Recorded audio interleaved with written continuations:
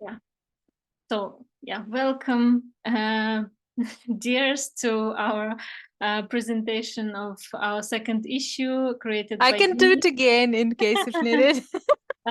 which is called The Personal is Political. And I'm glad to give floor to people who were involved in creation of amazing 15 materials on the topic. And yeah, without further ado, I will give the word to our colleagues from Kazakhstan, because it's very late already in Kazakhstan and I don't want them to be tired by the end of it.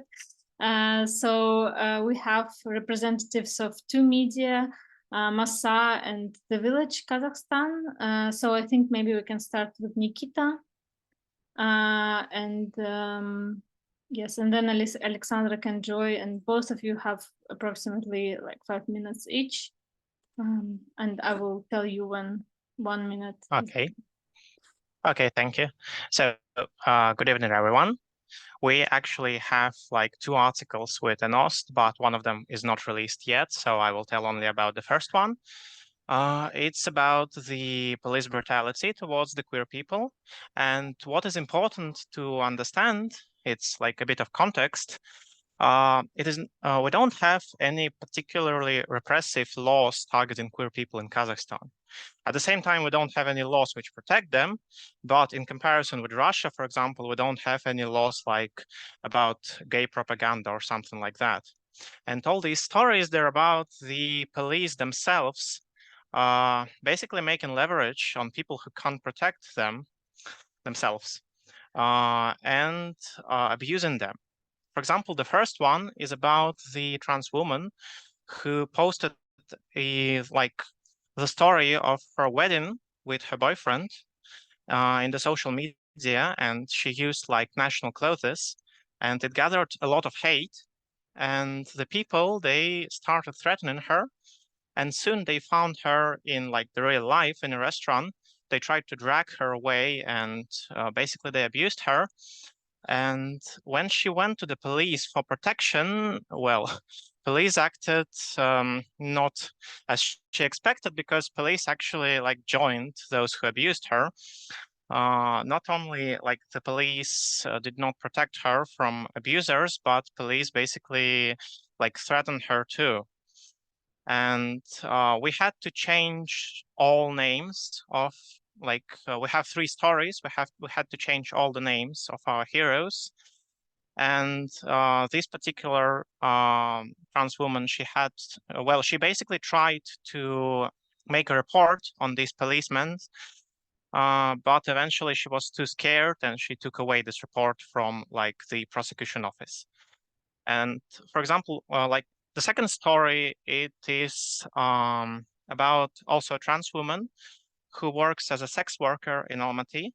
And the police, again, we don't have any we don't have any repressive laws targeting sex workers themselves. We have laws which target people who organize sex work.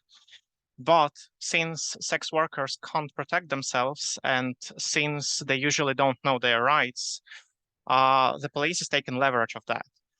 And in this particular case, the police just came to her apartment. They threatened her. They threatened her with fines. They took away some of her belongings and forced her to pay. And the third story is about the LGBTIQ protection organization in some of Kazakhstan regions.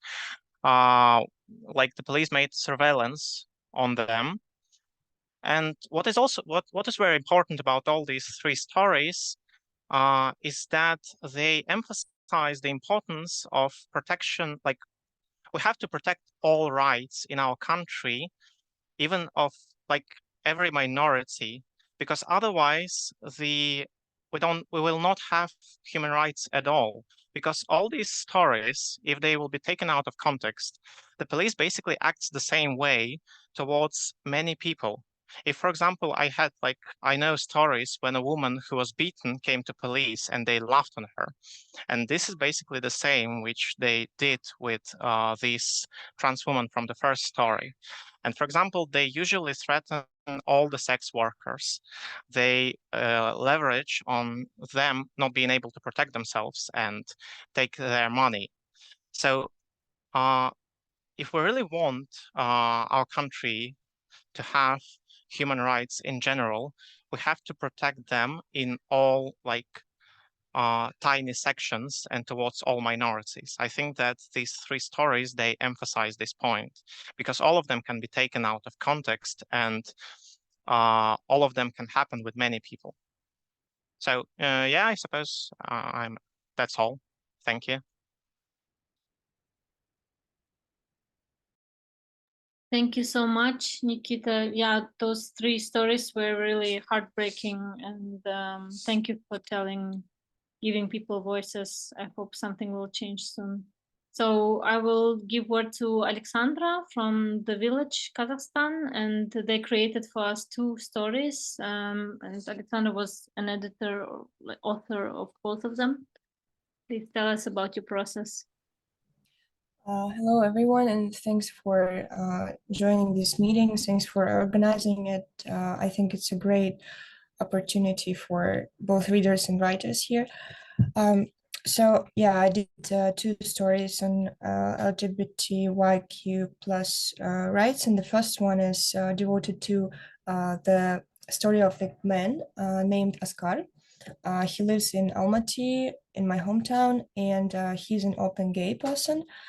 The story is concentrated on both the struggle with the homophobia around him, which was really brutal, and also inside him. So about the internalized homophobia and how he conquered that, and about his strategies that he's chosen in order to accept himself and just start living happily and truthfully as he always wanted. So basically, the plot is that Askar went to the army forcefully because his mother sent him there in order to change his orientation, which I think is pretty wild. But after that, he came back to the city, and then he moved to Almaty because he was living in another town. And he started working, he started attending the queer community meetings, which really helped him. And I think the really important part of the text is devoted to that, exactly, to this safe spaces and communities that we have, and how they can help people to both accept themselves and others. And I think it's really important to talk about internalized homophobia because, let's be honest, it's really hard to fully accept yourself, even if you understand that it's totally normal, but you live surrounded by the people who basically hate you, because Kazakhstan is really pretty homophobic country overall. So I think his story is really, really inspiring for many young people, both men, women, and other genders, who struggle to find themselves in the community and struggle to open up.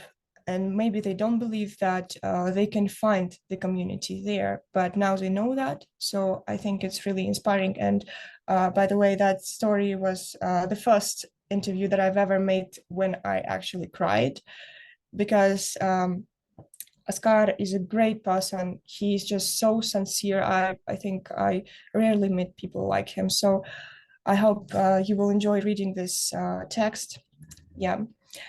And the second text, it is called, well, basically it's about the mother of the gay person too, who opened up to her, came out to her a couple of years ago, and she accepted him. So the whole text is about the parent, which, by the way, is pretty traditional and conservative, accepting, supporting, and truthfully loving her son. I think it can inspire not just the parents, of queer people, but any parent, because as we know, parents sometimes they can't accept the difference in their children. They just want them to basically follow the rules or expectations or whatever. And I think this text is a great example of how you can be different, but you can like love each other so much. Yeah, and the most important thing that I wanted to say is that I noticed working on two texts.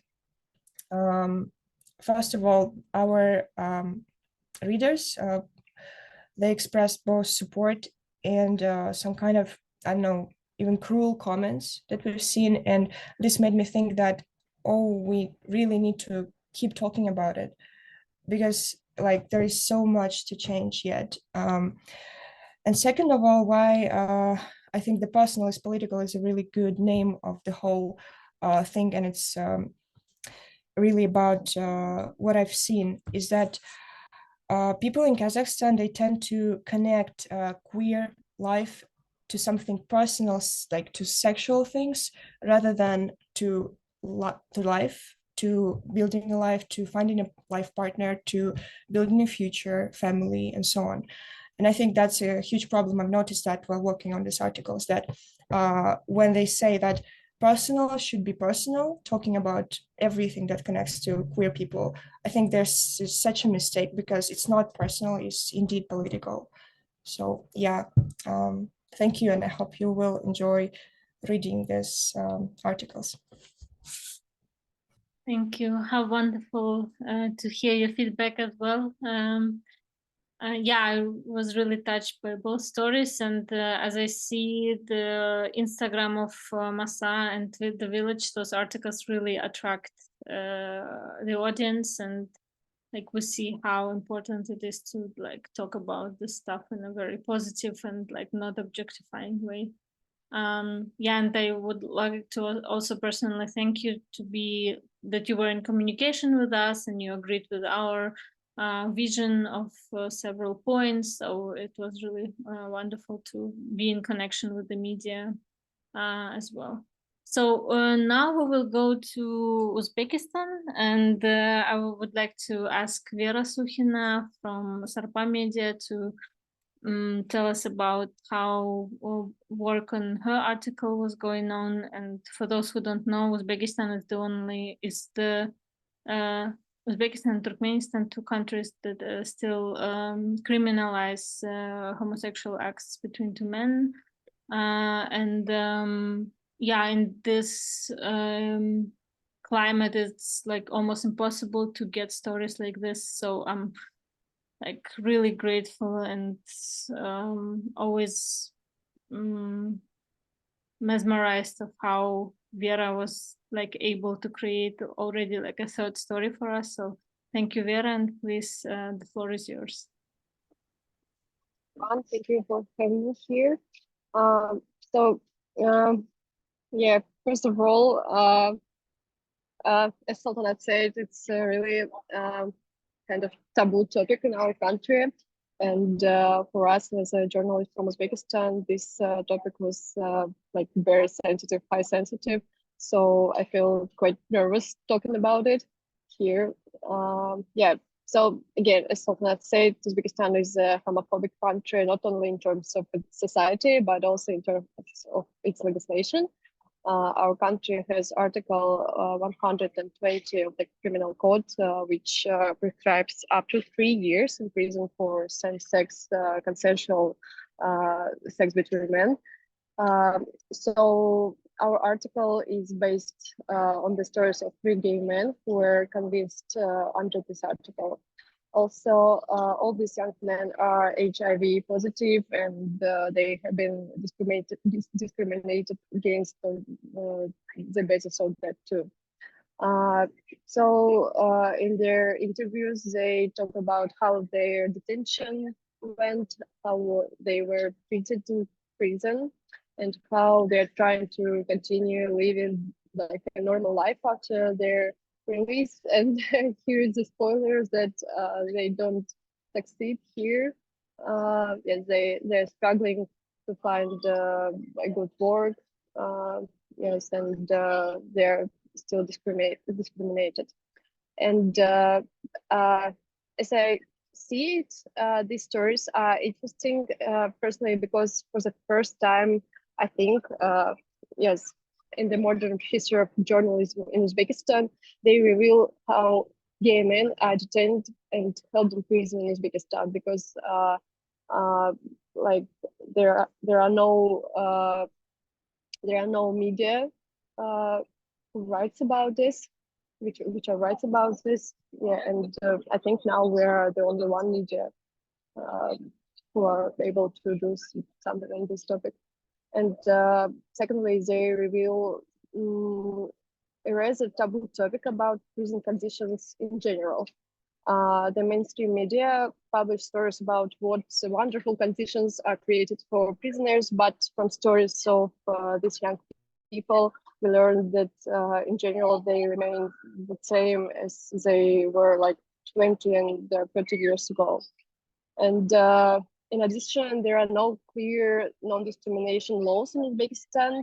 And even if there were, they cannot take advantage of any of them because any contact with the police and disclosure of their orientation can result in criminal prosecution.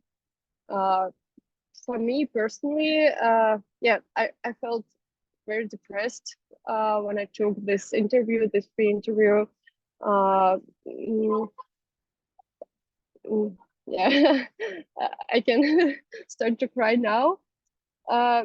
Yeah, so it's very depressed and it seems that there is no hope because our country is still adopting all the laws from the Russia, including anti-gay propaganda law. Yeah, and maybe these three stories is our last stories, which we can publish without any persecution from the law enforcement agencies. Yeah, so that's my story. That's the story of this work. Yeah, thank you for your bravery and for your amazing work. Yeah, please read the story, spread the word. We like translate it into English for this exact reason that the stories like reach as many people as possible. And yeah, I'm really like in awe and honored that we had the chance to work with you. So now we will travel to Eastern Europe and to our wonderful cooperation partners called Women Platform, with whom we produced stories from Ukraine, Moldova, and Belarus. So I'm giving word to Yulia Ruzhechka. Thank you, Salta. Hello, everyone. Maybe a short word on what is Women Platform. So it's a media platform launched on 2018, which is basically a resource, internet resource that is focused on gender and geographically on Eastern Europe. And there are several components, a database of organizations. So it's easier to search partners, for example, in different countries and to run common projects. Also, there is a unique media content and sometimes a report from different partners, media organizations. So you're all very welcome to check the page. And what concerns this issue in particular, when I first saw this topic, when we discussed it, personal stories from queer perspective, I imagined like literally an ocean of different opportunities and possible angles. And I also remember first talks we had with different authors, like any angle is possible, is it real? And because it sounded like a dream topic, actually. And I felt really thrilled to see what each of these three authors will decide, how actually each of them will decide to address the topic and what will they come up with. So maybe in these exact dream situations, when we have real freedom to choose the angle, we come up with something what really drives us and what we're concerned about, and also something that sits somewhere very deep in us, waiting for such a possibility. And so we came up with 3 media materials, tackling migration, repressions, war, all that from personal and queer perspective.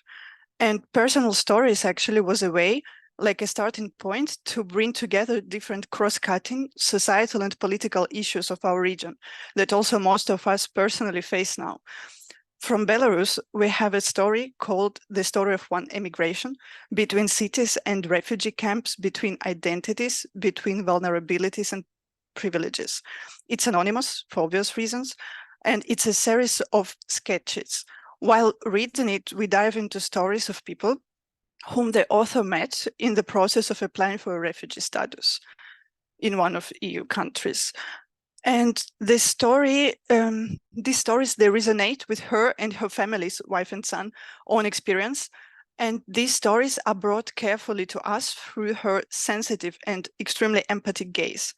And these stories also question our own audience gaze. It's a kaleidoscope, like a fragments of people's stories between solidarity and injustice, personal and political at the same time. To be honest, I had goosebumps when I was reading this story, and it will be mean to say, but I hope you will feel it too when you will read it if you didn't yet. And then we continue traveling in Eastern Partnership countries. So I am queer, but am I safe? Under this slogan, the Moldovan video series Places of Dialogue explore the relationship between LGBTQI+ communities and public spaces in Chisinau in Moldova, bringing to the fore the need for a safe and inclusive public landscape for all. As a safe city that allows movement without fear of crime, victimization, or harassment, regardless of sexual orientation and gender identity, can only tend to become a sustainable one. Four persons that we discover in these video interviews, together with the team of the project, Constanta, Clara, and Mariana, explore Chisinau places of vulnerability and victimization, as well as places that represent queer resistance, activism, and empowerment, as they experienced in everyday queer's life. For me, it's the story of resistance, courage, and inspiration. At least that was what I was feeling reading first time these stories and publishing them also in the platform. And from Ukraine, we have the material to come still.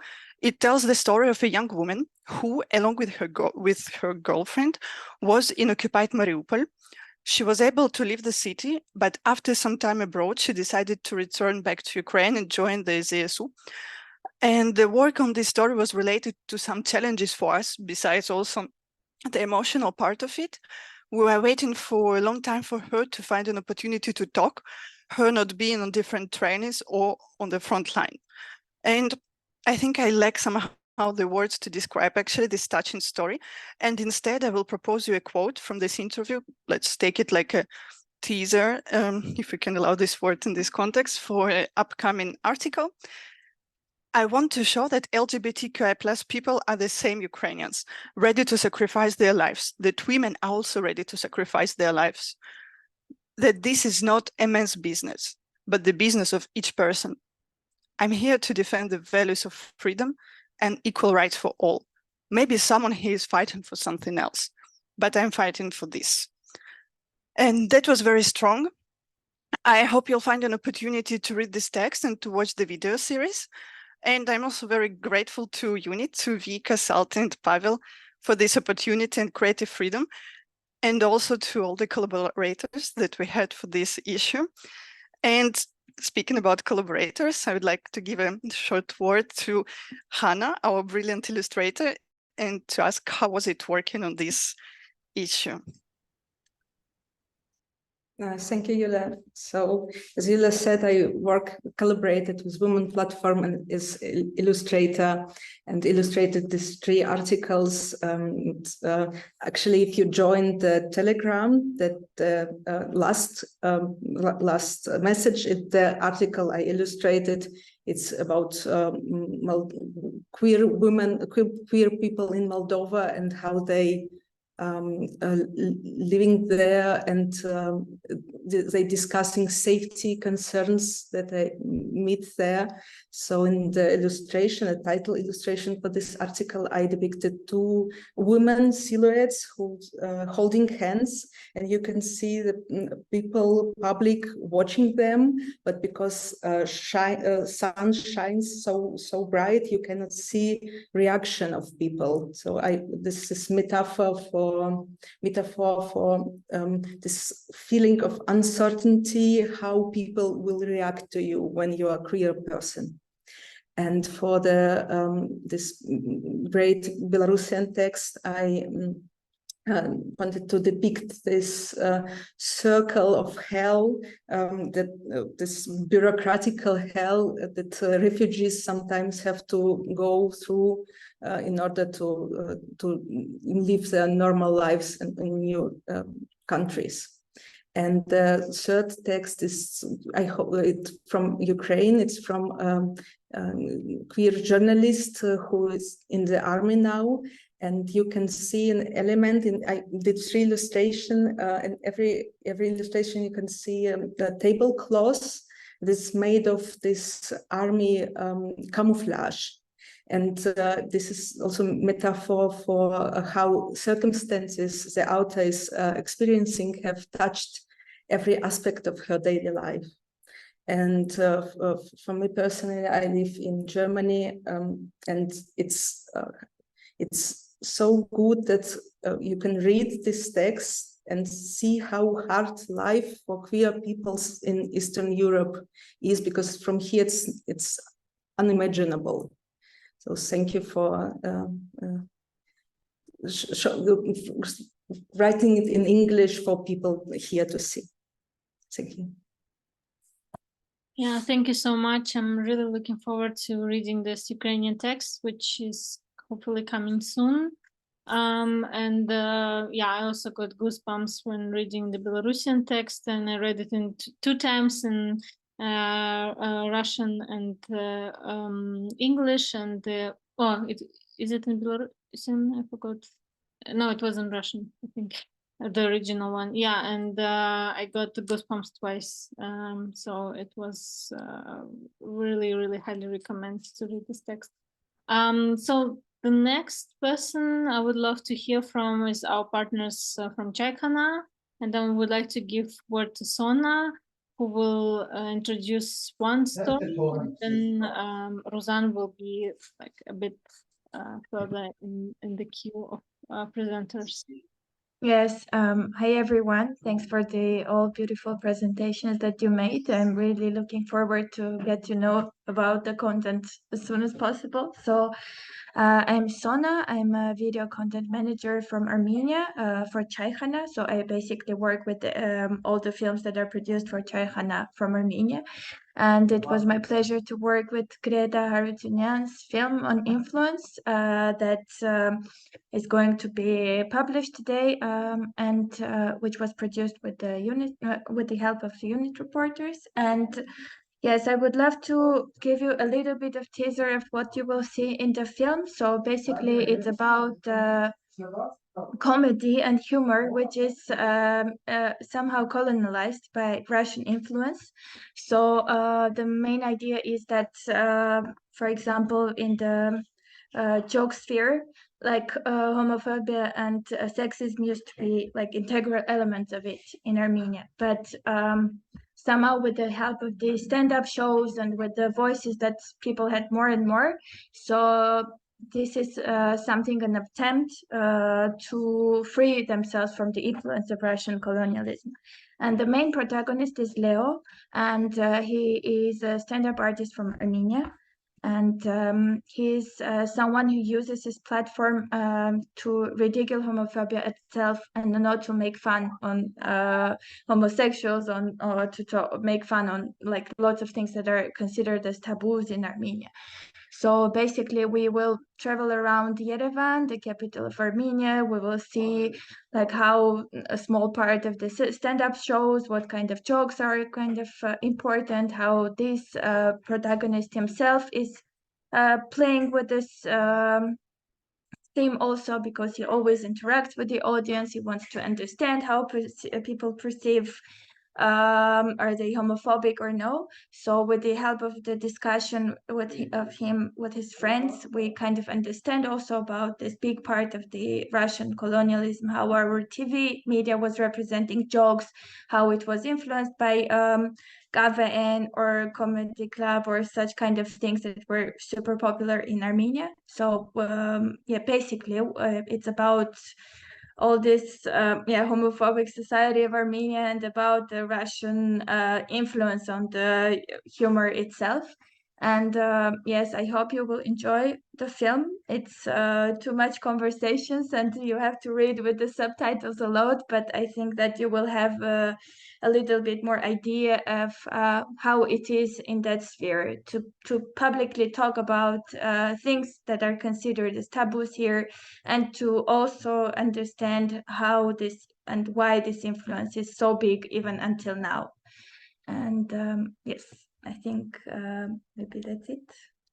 Thank you so much, Sona. Those who were with us for the first presentation were like able to see the teaser of this film, and I'm really glad that it's like finally out, and I really Yes. enjoyed it as well. Like, it's very joyful to see how like there are strategies people choose to like overcome homophobia and like, Yes. use joy and humor as a like a fighting tool. Yeah, Yes. it's really inspiring to watch Leo's story.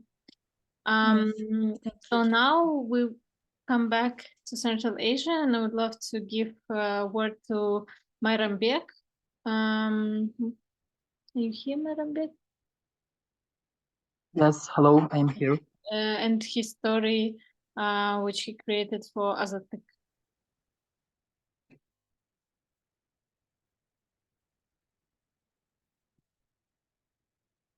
Can I continue? Yes, but we cannot see you. Okay. I will open the. Okay, hello. My name is Mayranbek. I'm from Kyrgyzstan. Now I will tell about my article. My article is called "We Want to Live in a Safe Society. How do LGBT representatives live in Kyrgyzstan?" Exactly, in southern of the Kyrgyzstan. And with this article, I tried to show that our queers people's people problems that they get that against with the about the political problems. And the article, for example, describes the problems that are faced by LGBT people in the southern of the Kyrgyzstan, especially it's the Osh location. Osh is the second capital of the Kyrgyzstan, and it tells about their safety, queer communities integration with the conservative society, about their experiences and difficulties and accepting themselves and society view on them. And it was in my article, I have like two heroes. It's the first, his name Ulan, and he is now 20 years old, and he was born and raised in Osh, and he has a secondary education, and also he shared about he was raped when he was 17. He was raped, and it was like almost 3 years ago, and it was the reason why he was humiliated by the villagers, and he experienced a psychological trauma in his childhood time. It was like double trauma for the Ulan. And about if I will tell about the second hero, and she's named Zarina. She was born in Jalalabad, and she is a trans rights activist in Osh, in southern of the Kyrgyzstan, and she gives some consultations and medical assistance on how to proceed with their rights. And because Zarina shared like Zarina was beaten several times in Osh, in Bishkek and Jalalabad, and in abroad also in Moscow. And there have been incidents when people treated her with a gun, and people came to her home and beat her and called the police. And however, she says like that she doesn't know, want to remember them, and notes the life of trans people is full of the gender danger. I mean, each of them emphasizes that they have to live in secret. And it's also really how we can say deeply history and about in the history of Zarina. and difficulties and the challenge that I faced in preparing this material. In Kyrgyzstan, if I will in shortly, in Kyrgyzstan, political homophobia has been launched through draft laws that directly address the criticism of the activists of the law enforcement agencies and of the general of the state as a state. And in this preparation, this material also, we had like 2 draft laws to public in the public reading about the mass media, about the NGO laws, and also amendment to the law on mass media. But we published our material in the Azatlık KG, yes, and in Kyrgyz language. But despite this, for example, difficulties, the material was published, and I was super happy. Yes, and if I will conclude, for example, in Kyrgyzstan, it is too risky to express gender identity and sexual orientation beyond heteronormative standards, and in the public sphere, and they're presented as the result of the Western authors' efforts to undermine traditional values. And because of this political situation in Kyrgyzstan for the queer people, day by day, year by year, it's like more difficult to being by yourself. And my material article showed like how again how problems they can against in when you live in region of the Kyrgyzstan, because Osh it's like region southern of the Kyrgyzstan. Despite this, they want to leave and they want to move to the future. And I want to just read one, if I can say, one sentence, only one sentence. Sorry, it's my last. Zarina, my second hero, shared that she is not sure that the life she wants will come soon, and it's also said like a lot of. And I want to say like we will have like good life in our Kyrgyzstan. Yes. The end. Thank you, Madam Beck. It was like also very important for us to hear stories not from like capitals, not from the just big cities, but also from the regions and smaller cities where the like help does not come like in such amount as in bigger cities. And like it was really amazing that despite all the oppressive legislation that might happen soon in Kyrgyzstan, we were able to publish the story on Azatik, which has like a big audience, and also the fact that it was published in Kyrgyz language is like like again one more important reason for production of the story. So thank you for being with us. Yeah, thank you for this opportunity for the yes, and we're staying in Kyrgyzstan. Yeah, sorry. Yeah, thank you.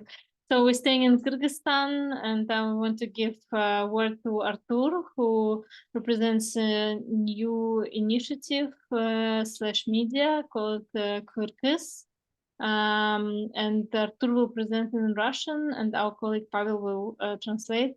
Artur, please, like 2 short sentences so that Pavel would be able to translate consequently. У меня вопрос. Я думал, что нужно готовить прям презентацию. У меня она есть небольшая. Я могу демонстрацию экрана сделать? Конечно, конечно. Can you share? I'm not sure if I'm... So I'm going to share a small presentation which I've prepared.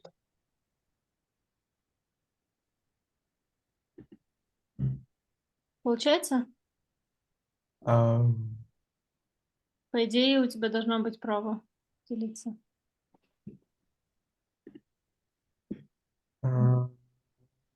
Зеленая кнопочка Share Screen или поделиться экраном в самом центре.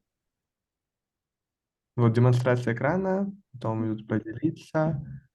Даже не выполнить трансляцию с экрана, вроде системные настройки. Так, тут какой-то доступ нужно предоставить.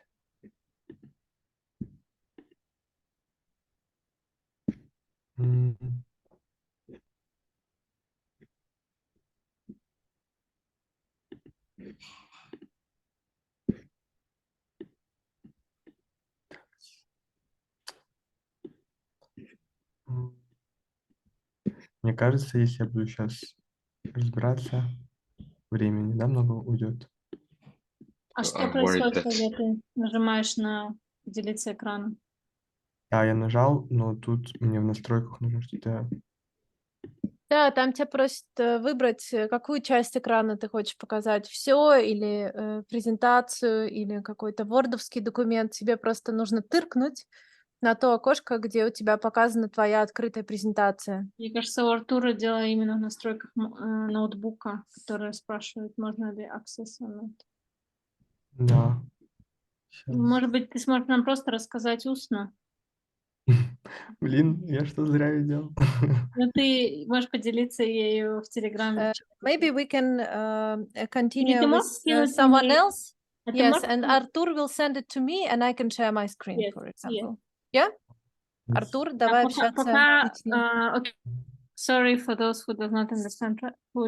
Yeah. We have some technical issues because Artur was really how to say, eager to share with us his presentation. But in the meantime, I want to give word to Vahid, who wrote to us about queer lives in Azerbaijan. Vahid, are you here? I just saw Vahid in the chat.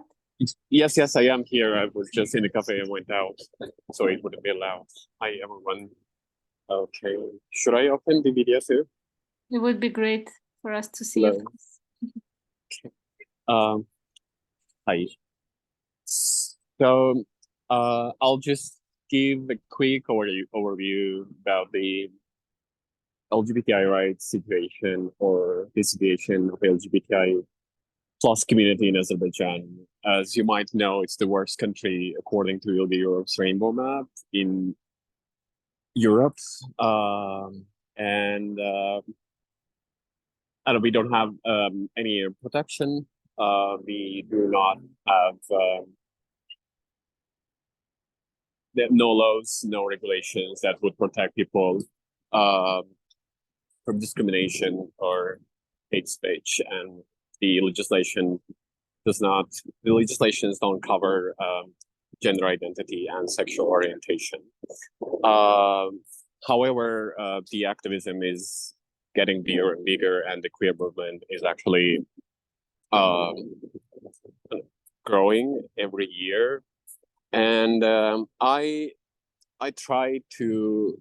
So usually when people are writing about the queer issues, mostly like in Azerbaijan, it's mostly about the rights and everything, or mostly how the police is treating people. And I wanted to focus on a problem that's mostly not talked. However, I know that the trans community who are transitioning, they're facing a lot of problems.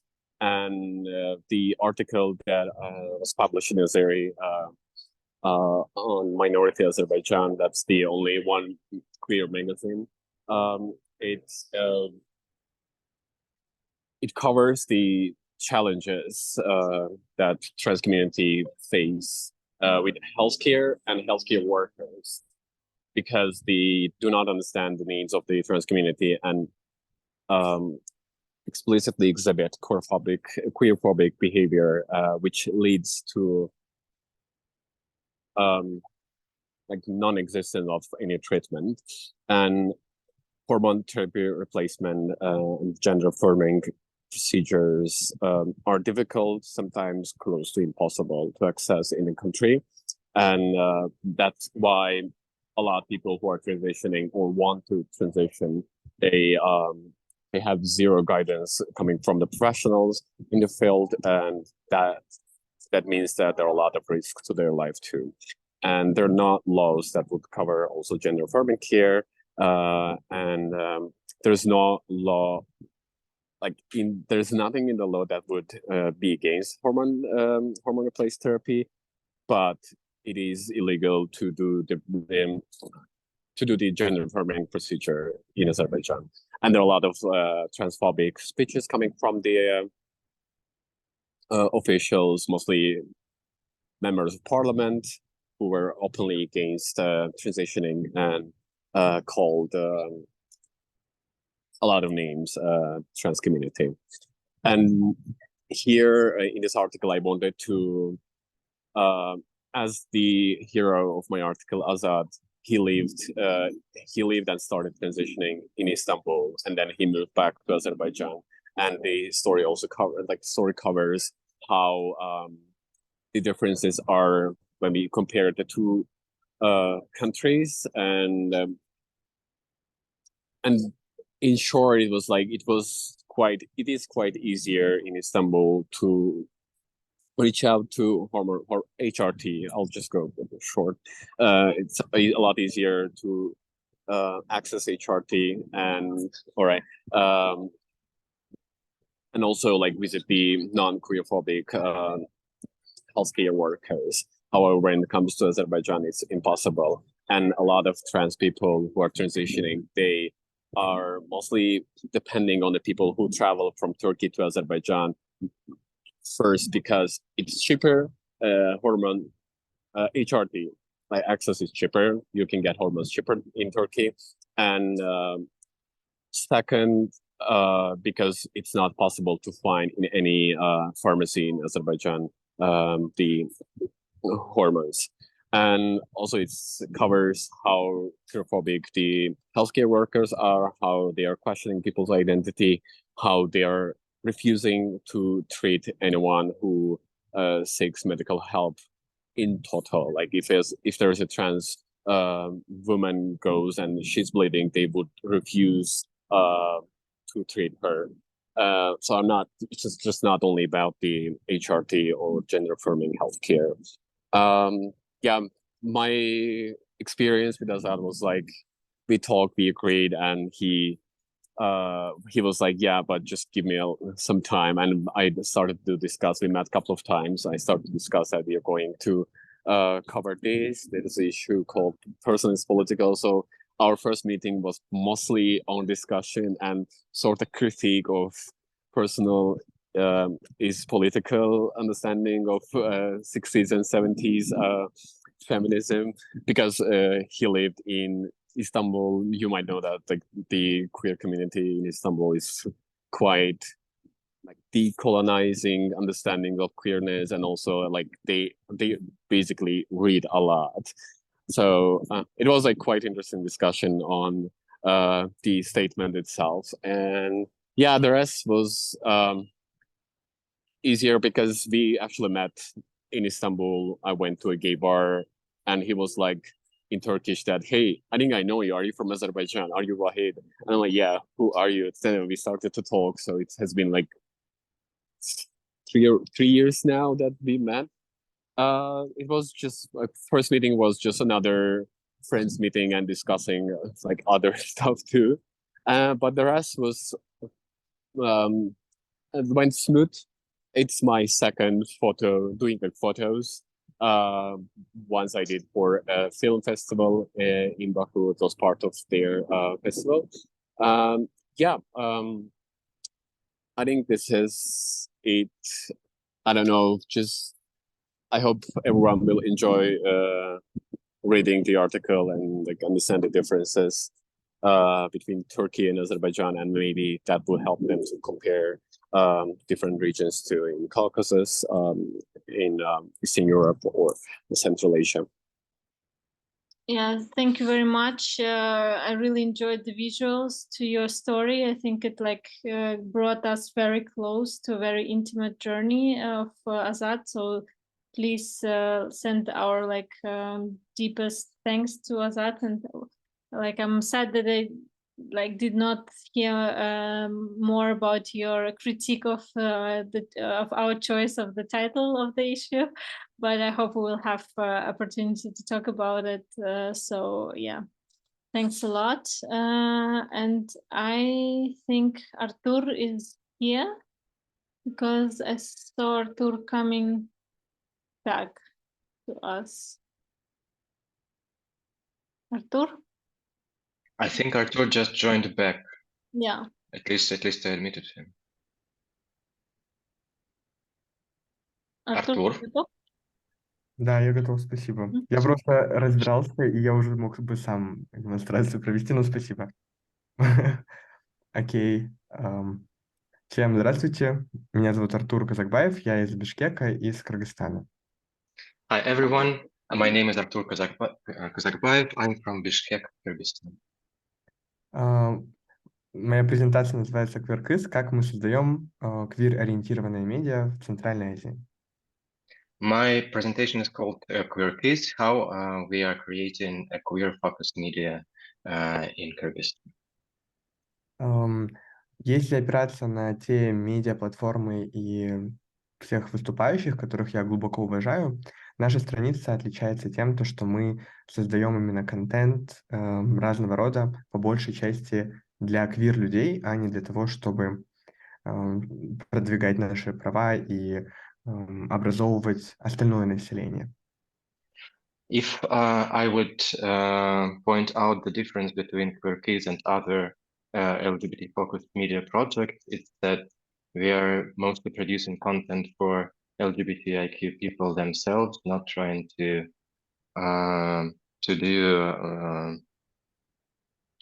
teach other audiences about LGBTIQ people.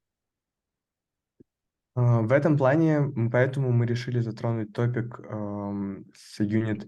Это люди, квир-люди с инвалидностью, и мы взяли 3 истории квир-людей, у которых были разного рода инвалидности. Но для начала, я забыл, хотел бы отметить, какие именно цели наша страница преследует. So that's why for our article for unit, we talked about queer people with disabilities, picking 3 heroes with various kind of disabilities for the article. But first to the aims of the Queer Kids media. Наша основная цель — это усилять голоса квир-людей в Кыргызстане, ну и в целом Центральной Азии по возможности, создавать безопасный онлайн-комьюнити и нормализовывать квирный дискурс через медиа, через такие инструменты, как наш проект. So our goals are to amplify the voices of queer people in Kyrgyzstan and Central Asia, to create a safe online space and community, and to normalize the queer discourse in media. Мы делаем это через видео, и хотел бы познакомить вас с нашей командой. Меня зовут Артур Казакбаев, я квир-активист, бывший шеф-редактор Teens, автор текстов и сооснователь проекта. Но также я работаю не один, вместе с моей подругой Акбермет Медербековой, которая тоже является квир-активисткой. Она также ведет один проект о секс-просвете «Люби Киджи». И мы вместе создаем как раз-таки, приглашаем людей, которые рассказывают свои истории, в основном через видео-контент. So at Queer Kids, we do a lot of our work through videos, and I would like to you to meet our team. I'm Artur Kazakbayev, queer activist and ex-chief editor of Teens KG, and an author and the co-founder of the project. And my co-founder is Akbermet Medebekova, a queer activist, an author, a designer, and a media specialist of the project Lubi KG.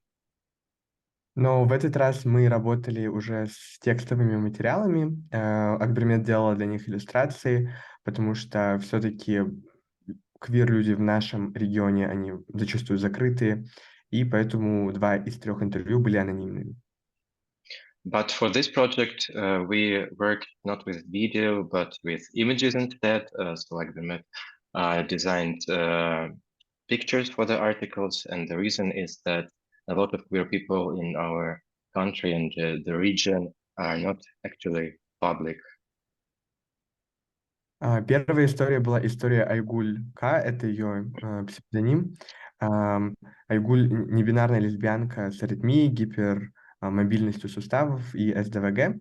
И, так скажем, у нее невидимая инвалидность, как это принято называть и как она это сама называет.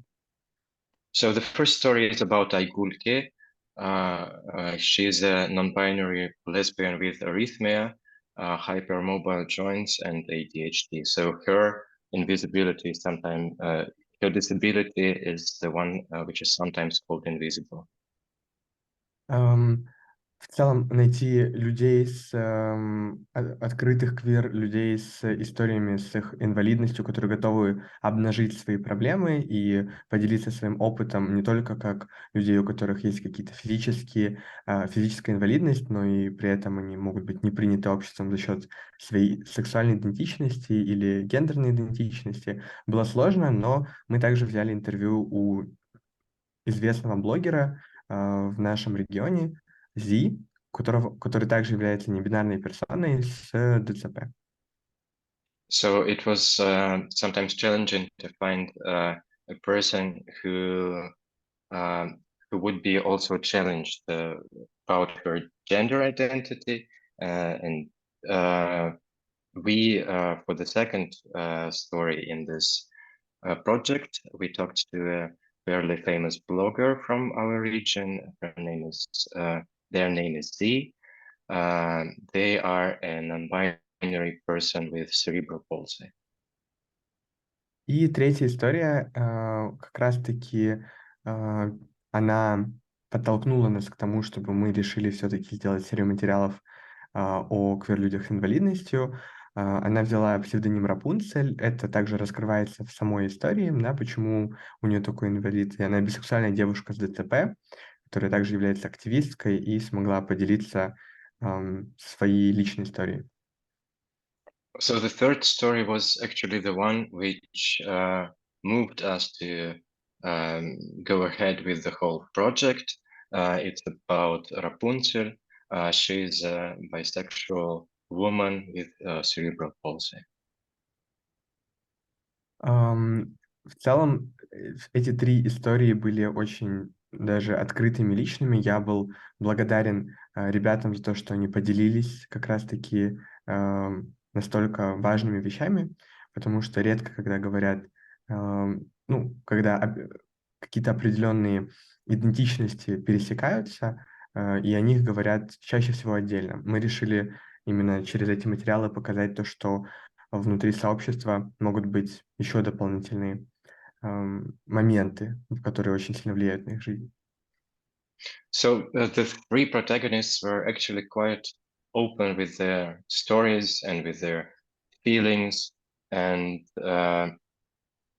for me the success was that they actually were open in talking about the intersections in their disabilities and in their queerness, being very honest about them. Также я бы хотел анонсировать то, что сейчас мы работаем еще над одним материалом при поддержке Unit. Это видеоролик к теме уже культуры и искусства, куда мы пригласили квир-людей, которые занимаются разного рода искусством.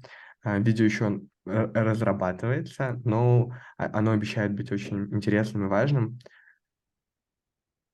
And I would like to announce the next story we are working on for the third issue, Arts and Culture, and we invited different kinds of creative people who do art for it, and I'm excited about this next article, this next piece as well.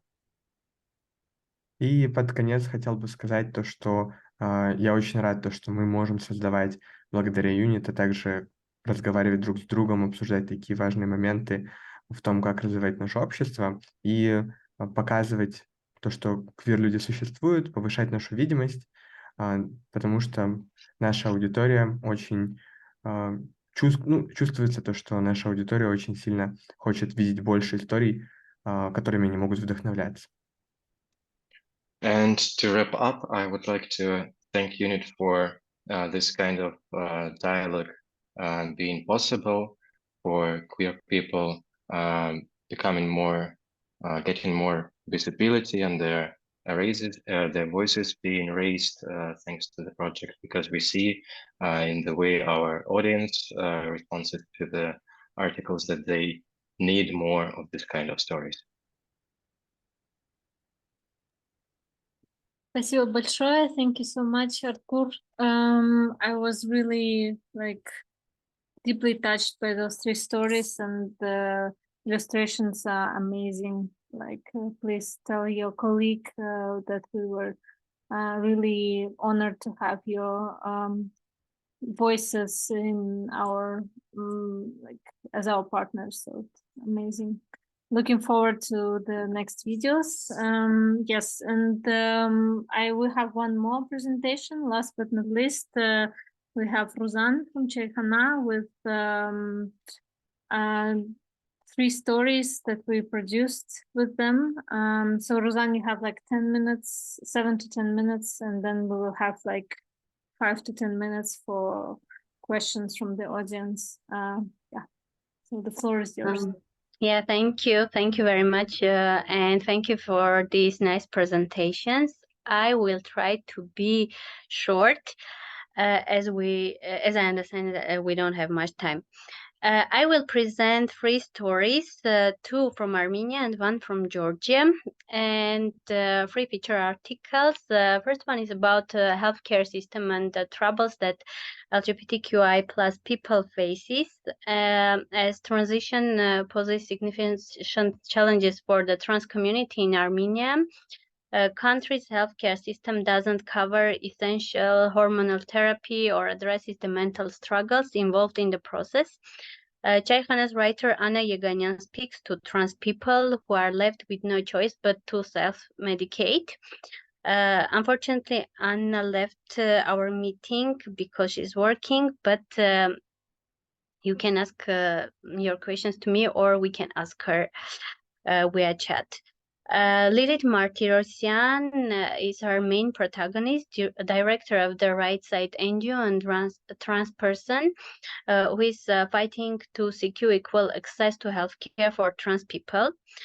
She revealed many aspects of this issue, mentioning that access to healthcare is difficult, healthcare service is difficult and can be dangerous. By the way, she is the only trans woman to ever speak at the Armenian parliament. And the issue is even more acute because starting in 2025, Armenian citizens will have healthcare insurance, universal healthcare insurance, except the transition-related services. And without this insurance, hormone therapy will be very, very expensive. And by the way, we don't have even doctors who can serve. And another problem is that trans people can't even go to hospitals because doctors refuse to serve them sometimes, just kicking them out. And I want to read one quote. I think it's important. While the situation is getting a little better, it still happens that there are people in the doctor's waiting room who, if they realize that a person is trans, can start bothering them and forcing them to leave. There are a lot of such cases, especially in regions where they are even more conservative, where everyone knows everyone. It's impossible to remain anonymous, and if someone finds out that you are a trans person, a nightmare will begin. And as a result, trans people in Armenia often try to avoid doctors, which can put them in danger, especially when they are taking hormones. One of the protagonists, Henry, notes that at times doctors refuse to treat them officially. While they refuse to treat them officially, they take cash payments. And since the treatment are taking place unofficially,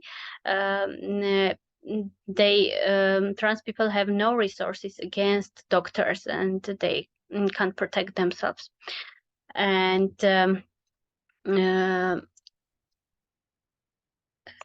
I want to read this quote too. It's from Maria, again, one of the protagonists. It even seems to me that many trans people pray to God not to get sick so that they don't have to go to any health organization and hospitals, Maria says.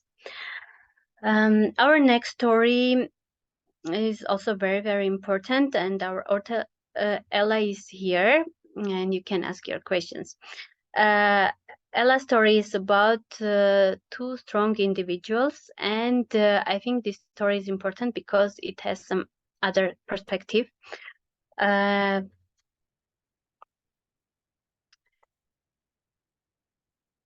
The narratives created by media that represent LGBTQI individuals and queer communities are like they are struggling, demoralized, poor, and hopeless, and it has become a cliche. Individuals like Nora and Misha are trying to create new narratives of empowerment. The media still loves representing the image of queer people as lost, dramatic, often without money, and basically at the very poor point of their lives.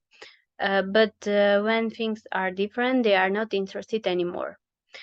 And Nora, 24, a professional dominatrix, experienced this power of media at a very young age. His story was widely reported in Armenian media when he ran away from home at the age of 18. And media often focuses, in this case also, on the trauma and sensationalism of the story instead of his ability to survive. Nora knows that the reporters lost interest in his story once he started to live his happy life. Today he lives in Russia with his husband and runs a successful dominatrix business. And unfortunately, he had some NGO in Armenia, but unfortunately, this fearless NGO now not operating in Armenia because of bad competition, as he mentioned. I also want to read his quote. People from our community sometimes see their own selves from such a self-marginalized, victim's position, and they perceive everything from that prism.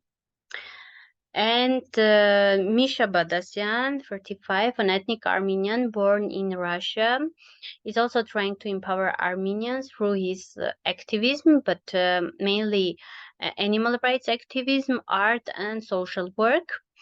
And since starting his life as a gay man in Europe, Misha has gained international attention through his art, especially his performances. And now he's supporting animal shelters in Armenia and promotes environmental responsibility.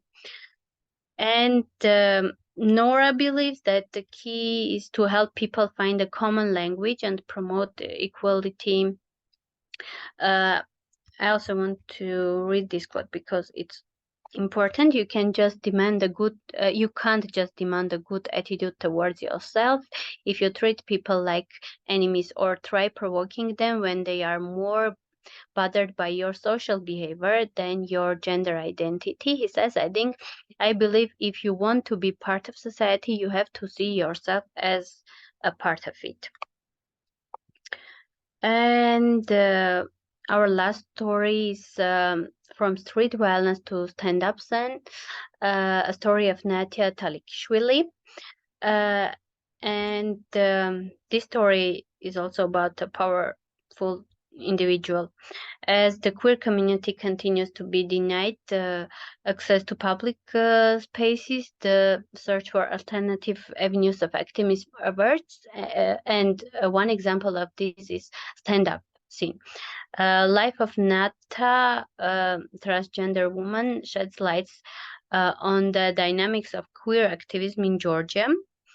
Nata discovers a new form of activism through her stand-up routine, which invites the audience to experience the difficult and dangerous life of the LGBTQI+ community in Georgia.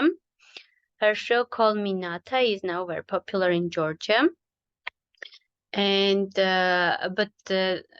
she had very hard life in Georgia because homophobia remains widespread, has been slow to protect the LGBTQ community from discrimination and hate crimes. While Natia has raised by two grandparents who accepted her as she was, few others accepted her in her native village of Noriel in Georgia. After her grandparents passed, she realized that she couldn't stay in this village and decided to live life in Tbilisi, but she continued her hard life in Tbilisi. Life was very difficult because she had no support. She was living in the streets and supported herself through sex work and learned that she had to depend on herself for her survival.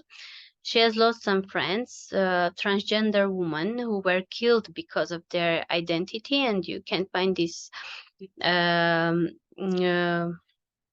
stories in article. And in this story, she's also speaking about selective approach of police. Like selective approach is the one of many problems. She said, if we conduct an experiment, go out and call the police separately about an attack, you say you are a journalist and I say I'm a transgender woman, we will see which one they respond to quickly, she says. By 20 seconds. By 2016, Nata decided to work with non-governmental organizations to support the queer community and work with people who needed help. And now she is an activist and dealing with these issues and also doing her shows as a form of activism. Thank you so much, Rosanne, for this very short introduction, but I hope that our readers will take a look and dive deep into the articles. And also the visuals are amazing. For the last story, it's like a photo story. So for those who want to see more, please proceed to the links below in the chat. Now we have like 5 to 10 minutes. Maybe you will excuse us if we will finish like 5 minutes later, and we can open floor for the questions from the audience if there are some questions. But like I will give you a couple of minutes and maybe start with the question from myself. And it will go to two authors that we have here, Ella and Georgi, who created stories for the Chehana, the ones that you heard about. So maybe you can give us like very short insight on how the work on the article was going on and like what drove you to those protagonists, and maybe you can share a couple of insights with us. Maybe we can start with Ella, if Ella wants, of course. Hello, I hope you can hear me. Okay, I've been introduced to Nora by accident, by chance, as a possible protagonist, maybe a year and a half ago. And she was in Yerevan at that time, practicing her usual business. But she was also doing some educational workshops. When I met her, she told the many interesting things about her life, but she stressed how many times media was really accentuating her issue with the parents, the fact that she has court issues with them, and how many times they were forgetting to mention other things she was saying, like the small steps she was seeing as her success stories, because she has lived on the street for a whole year, then managed to get a huge home in the city center. And especially now, Yerevan really is super expensive. And at that time, of course, it wasn't so, but still after a year on the street, it's something you are really proud of, achievement. Plus, he identifies as he. He also had extra money to lend to his friends, to hire bodyguard, and he was mentioning all these things every time to the media, but he says he realized that these people were really willing to show the loop of drama, which he couldn't understand where it comes from. And on one hand, it was misrepresenting him. On the other hand, it wasn't really giving the vibe he would like to give to the community, because he wanted them to know that they can do a lot of things, they can change things. But now he seems more mature, so he stopped relying on media much, and now he's trying to write his own book about his life. He's really working, he goes to online workshops to understand how to write memoirs. So that was what drove me towards him, because I am a person who has been raised in a very, let's say, weird family. My mom was a feminist. My aunt was in a Soviet prison for 7 years. Basically, all of her friends were lesbians. And I remember being raised in that society in Armenian 90s without feeling that these people are marginalized. I haven't seen them as marginalized. On the contrary, they all had businesses, they were successful, and they were rich in times when nobody even had money to have bread. So that's why also I was searching for this angle, and I found protagonists, Misha and Nora. Misha also I know as an artist. He's a really, really great artist to open up very, very interesting topics. And also I love his idea of uniting people around the problems which are super common now, because we are really living in a society where we are basically having an endless wars, like Julian Assange once mentioned. And we have climate crisis, a lot of shortages on food. And instead of focusing on the differences, which of course are there, we could find some similarities and move on with this, because marginalization, how Nora explained, is very nice explanation I have heard. It comes from within, and when you're feeling yourself marginalized inside, you are really creating situations where you appear in those. It's also about confidence, which I think in Middle Eastern countries, Caucasian countries, is a crucial thing. If you're confident, you're basically not touched. It doesn't matter what you do. But if you're not confident, people have super much extra energy to get out from you. So that's Thank you so everything much connected to the article. For this deeper insight to how the work was building, and I think it's very important contribution on how journalists could approach these topics and in more nuanced and careful way. And I hope that unit contributed to this new ways of dealing with the queer issues. George, do you want to add something about your story? Because we were also getting goosebumps from the texts you've written, how it has so many deep levels. It was conversational, but at the same time analytical. Also, the visuals were also quite on a different levels. And how was your work going on with the photographer and the protagonist? Maybe you can tell us a bit, but we also don't have too much time, so maybe you can share with us a bit. George? Hello, everyone.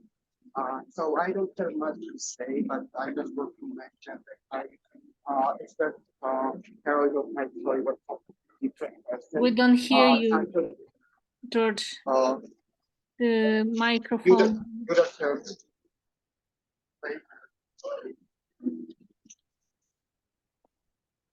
Okay. Yeah. Sorry, George. Your microphone is very bad. Can you hear me now? Oh yes. So I don't have much to say. I just want to mention that at first, heroine for my story was completely different person, transgender woman who is working for Twill service group. And after first interview, I found out that she was kicked out of her rented flat by homeowner. And it was hard to communicate with her because she had to live in the street, and I didn't want to be this extra burden on her already difficult situation. So I decided to shift on different story and different heroine, and I decided to speak with Nada. Nada is exemplary, this fearless queer activist in Georgia, who has experience of being in activism for more than 10 years. And this last month and this last year, we heard some stories, and I heard some newses about people I know and people I saw as this main force in combating queerphobia in Georgia, leaving the country, fleeing the country. So her story and her courage is exemplary, I think. So that's why I decided to speak with her. So that was my motivation, and her experience is interesting, and it is connected with all the issues transgender people are facing in Georgia, and queer people in general. And on the top of that, this form of using stand-up as activism and find different creative ways to combat queerphobia is so interesting and new, and it's particularly new for Georgia. So that was my motivation. Thank you so much for bringing this beautiful story to us, and I think the story is like a great example of this queer joy that we wanted to give like space in our issue as well. So yeah, thank you so much, and Ella and George, thank you that you spontaneously joined our little talk. So if someone from the audience have one little question to someone, then please go ahead. Otherwise, we will call it a day and see you next time to celebrate the third issue with us, which is gonna happen beginning of September. I hope everybody will be back from their vacations, and maybe we'll have like a bigger audience for this one. Yeah, I'm really grateful for all of the editors and my team. So please read now, share, spread the word via your media, and share to your friends, because we want as many people to read it as possible. Okay, I see that there's no comments, and I will stop